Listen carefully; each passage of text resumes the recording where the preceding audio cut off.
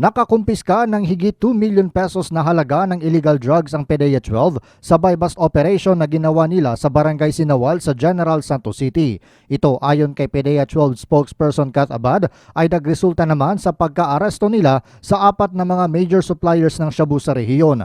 Kinilala ni Abad ang mga sospek sa mga alias na Oli, 29 anyos na businesswoman at Jake, 33 anyos na self-employed pawang mga taga-barangay Balabagan, Lanao del Sur. Inaresto rin ang umano'y mga kasama nilang sina alias Faudsa, 45 anyos na unemployed, taga-Talayan, Maguindanao del Norte at Bakal, 42 anyos, negosyante na taga Quiapo, Maynila. Ayon kay Abad, nakumpiska ng mga PDEA agents sa mga sospek ang may 300 grams ng suspected shabu. Kinuha rin ng PDEA sa mga sospek ang cellphone at puting SUV na ginamit umano sa kanilang illegal drug transaction.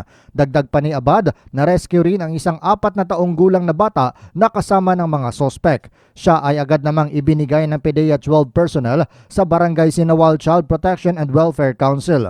Ang mga sospek ayon pa kay Abad ay nahaharap sa kasong paglabag sa Comprehensive Dangerous Drugs Act. John Shanosa, NDBC, Bida Balita.